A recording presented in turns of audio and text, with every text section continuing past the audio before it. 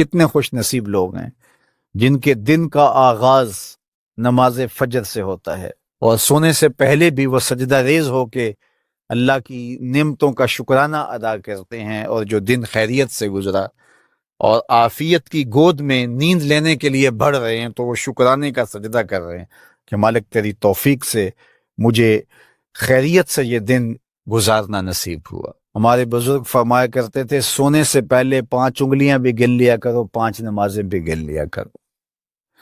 اگر 5 نمازیں پوری ہیں تو اللہ کا شکر ادا کیا کرو کہ تمہیں توفیق اس نے عطا کی۔ اللہ اکبر۔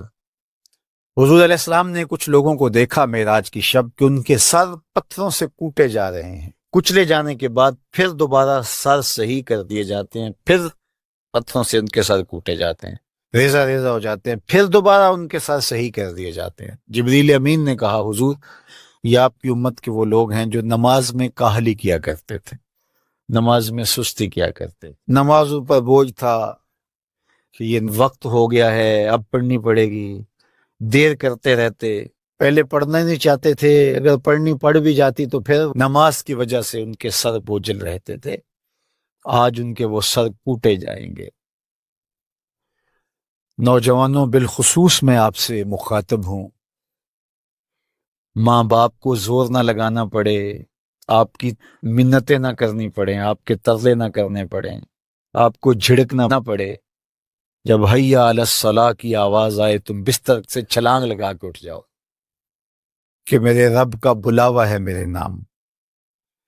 میسج ہے، طلباء سے کہوں گا کہ استاد کو بیدار نہ کرنا پڑے تمہیں، جب اذان کی صدا آئے تو خود اٹھ کر کے مصلی پہ آ کے بیٹھ جاؤ کہ میرے رب کا بلاوا میرے نام آیا ہے۔ اپنے ہم عمر لوگوں سے کہوں گا طبیعت کی کمزوریوں کے باوجود رب کے بلاوے پہ مصلی پہ بیٹھ جاؤ۔ نماز کا چھٹکارا نہیں ہے، رستگاری نہیں ہے۔ زکوٰۃ نصاب پہ واجب ہوتی ہے، حج استطاعت پہ واجب ہوتا ہے، روزہ صحت کے ساتھ مشروط ہے، اگر شیخ فانی ہے یا ایسی بیماری ہے روزہ نہیں رکھ سکتا فدیہ دے دے۔ مسافر کو چھوٹ ہے، بیمار کو چھوٹ ہے کہ وہ دیگر ایام میں اس کی قضا کر لے، لیکن نماز کی چھوٹ نہیں ہے۔ بیمار ہے تب بھی پڑھے گا، صحت مند ہے تب بھی پڑھے گا، حضر میں ہے تب بھی پڑھے گا، سفر میں ہے تب بھی پڑھے گا۔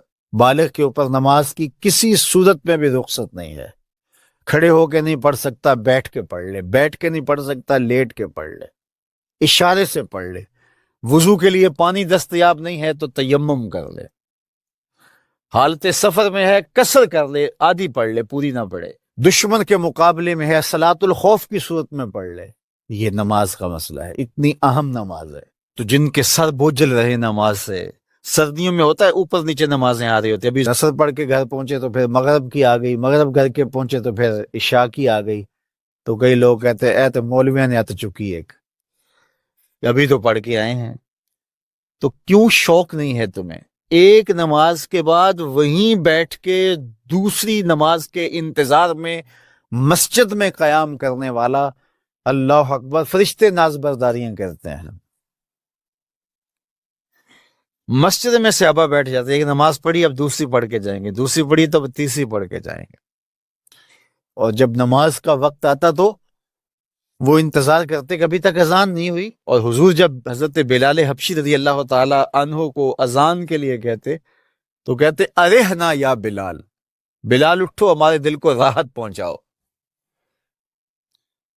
آنکھوں کی ٹھنڈک قرار دیا نا نماز کو، جعلت قرۃ عینی فی الصلاۃ، میری آنکھوں کی ٹھنڈک نماز میں رکھی گئی۔ تو یہ دل کا قرار ہے، راحت قلب محمد ہے صلی اللہ وآلہ وسلم۔ اللہ اکبر، یہ معراج کا تحفہ خاص ہے جو ہمیں نصیب ہوا۔